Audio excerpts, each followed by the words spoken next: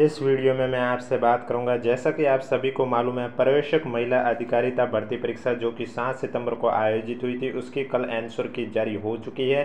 तो अब आंसर की के बाद आपका कितना स्कोर हुआ है, कैटेगरी के साथ हमें कमेंट बॉक्स में ज़रूर बताएं, जिससे कि कल मैं आपके लिए एक्सपेक्टेड कट ऑफ का वीडियो भी लेके आ सकता हूं कि आंसर की के बाद है वो स्टूडेंट के कितने क्वेश्चन सही हुए। तो आपको क्या करना होगा, आपको अपने नंबर बताने हैं और कैटेगरी भी साथ में लिखनी है, जिससे कि मैं आपके एनालिसिस के आधार पर कल इसी समय इस यूट्यूब चैनल पर एक्सपेक्टेड कट ऑफ का वीडियो भी लेके आ सकता हूं।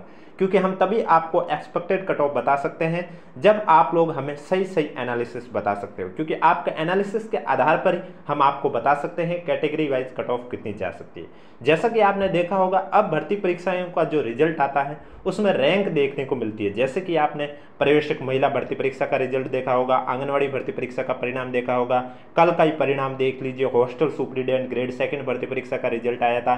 तो इन सब में क्या है, अब रैंक देखने को मिलती है और फिर स्टूडेंट को सोचना पड़ता है कि डीवी के लिए उसके लिए सेफ रैंक कौन सी है, क्योंकि रैंक जितने कैंडिडेट एग्जाम देते हैं उन सब की जारी कर दी जाती है और फिर हमें रिक्त पदों के हिसाब से, जैसा कि हम सभी को मालूम है, डीवी में 2 गुना कैंडिडेट को शामिल किया जाता है, तो उन 2 गुना कैंडिडेट के हिसाब से अपने रैंक चेक करनी है।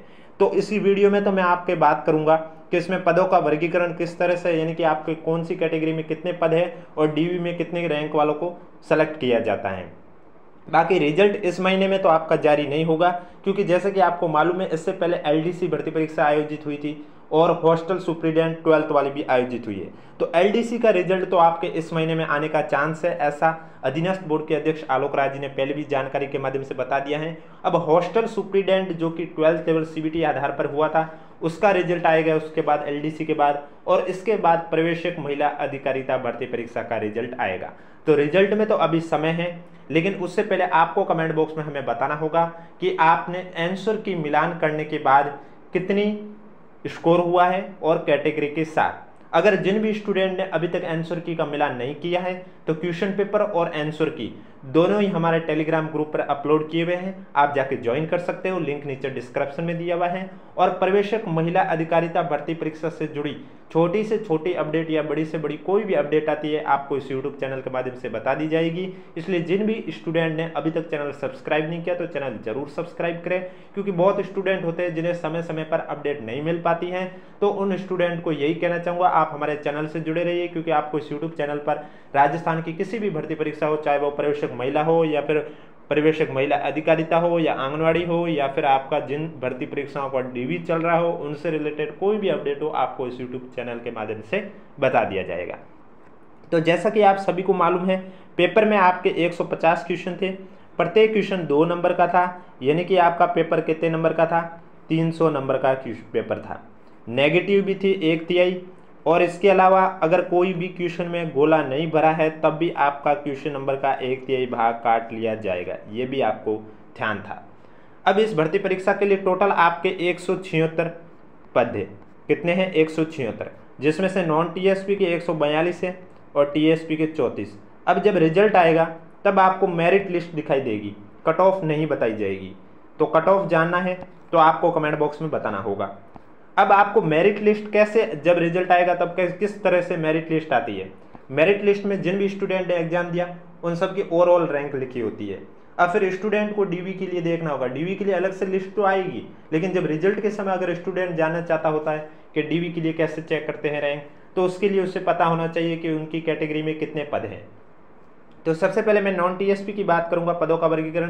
देखो, कट ऑफ का वीडियो तो मैं तभी बता सकता हूं जब आप हमें एनालिसिस सही बताओगे, इसलिए आज आप हमें कमेंट बॉक्स में बता दीजिए कि कैटेगरी वाइज कौन सी आपकी स्कोर क्या हुआ और कौन सी कैटेगरी से हो, जिससे कि कल आपके इसी समय मैं एक्सपेक्टेड कट ऑफ का वीडियो लेके आ सकता हूँ आंसर की के बाद का।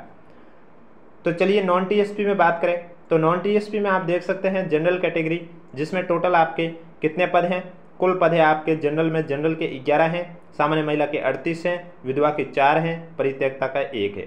अब ध्यान रखना, जो ये 11 पद जनरल के हैं इसमें मेल और फीमेल दोनों काउंट है, लेकिन जो सामान्य महिला के 38 है इसमें मेल काउंट नहीं है।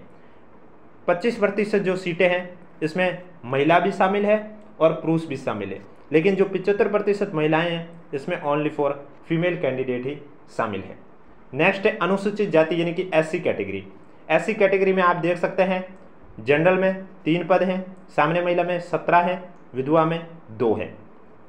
अनुसूचित जनजाति एसटी कैटेगरी की बात करें तो जनरल में 3 पद हैं, सामान्य महिला में 12 है और विधवा में 1 है।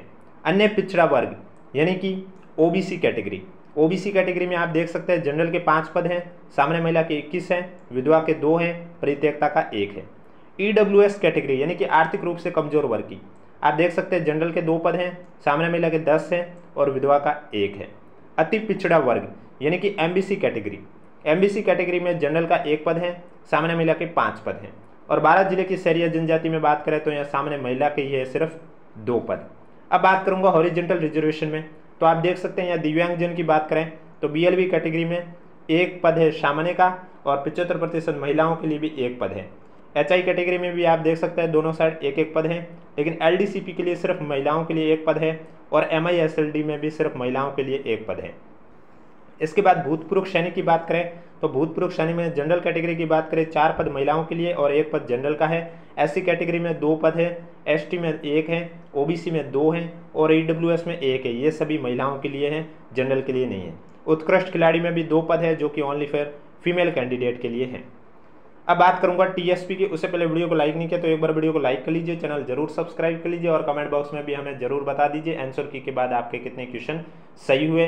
अगर क्वेश्चन लिख रहे हो तो आगे क्वेश्चन भी लिखे, नंबर लिख रहे हो तो उसके आगे नंबर भी लिखे, जिससे कि हमें पता चल सके कि आप क्वेश्चन बता रहे हो या नंबर बता रहे हो, और कैटेगरी भी साथ लिखे। टीएसपी में बात करें तो टीएसपी में आप देख सकते हैं टोटल 34 पद है, जिसमें से जनरल कैटेगरी की बात करें तो सामान्य में जनरल के 3 पद हैं, महिलाओं के लिए कोई भी नहीं है, यानी कि इस 3 में मेल भी आएंगे और फीमेल भी आएंगे। इसके बाद बात करें सामान्य महिला में तो इसमें टोटल आपके 12 पद हैं। इसके बाद विधवा की बात करें तो इसमें आपका 1 पद है। इसके बाद अनुसूचित जाति में बात करें तो यहाँ सिर्फ सामान्य महिला का ही है, वो 1 पद है। और अनुसूचित जनजाति की बात करें तो अनुसूचित जनजाति में जनरल कैटेगरी के 2 पद हैं और सामान्य महिला की बात करें तो इसमें आपका टोटल 15 पद हैं। कितने पद हैं? 15 पद हैं।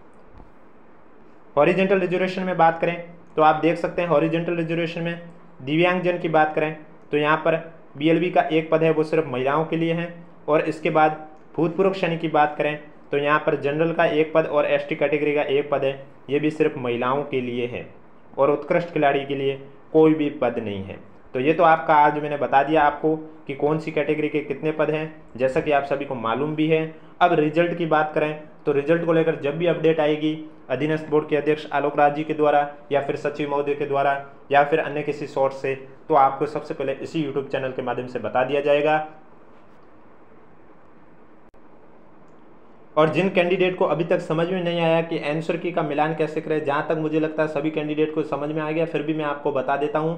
जो बोर्ड की वेबसाइट पर मास्टर प्रश्न पत्र अपलोड किया गया है और आंसर की अपलोड की गई है, तो जो मास्टर प्रश्न पत्र में जैसे कि 1 नंबर का क्वेश्चन है, आपके पास जो पेपर है, आपके पेपर में जो 1 नंबर का क्वेश्चन है वो आपको ये चेक करना कि मास्टर प्रश्न पत्र में वो क्वेश्चन कितने नंबर पर है। माना कि वो क्वेश्चन मास्टर प्रश्न पत्र में 24 नंबर पर है, तो फिर आपको जो आंसर की बोर्ड की वेबसाइट पर अपलोड किया उसमें देखना है कि 24 नंबर क्वेश्चन का आंसर क्या है, जैसे कि सी है, तब जाके आपके पेपर में जो पहले नंबर का क्वेश्चन है उसका आंसर होगा सी। और प्रश्नों पर आपत्ति कैसे दर्ज करनी है, 18 तारीख को आपका लिंक एक्टिव होगा, मैं स्टेप बाय स्टेप प्रोसेस करके बता दूंगा, इसलिए चैनल जरूर सब्सक्राइब करें। और आपत्ति दर्ज करने के लिए आपको जो मास्टर प्रश्न पत्र है उसके अकॉर्डिंग ही चेक करनी है, यानी कि उसमें जो आप क्वेश्चन नंबर डालते हो तो वो मास्टर प्रश्न पत्र का क्वेश्चन नंबर डालना, ना कि आपके पास जो पेपर है उसका डालना। अब कोई भी डाउट है तो नीचे कमेंट बॉक्स में पूछिए और कैटेगरी के साथ हमें जरूर बताएं, जिससे कि कल मैं आपके इसी समय इस यूट्यूब चैनल पर कट ऑफ के बारे में भी चर्चा कर सकता हूं।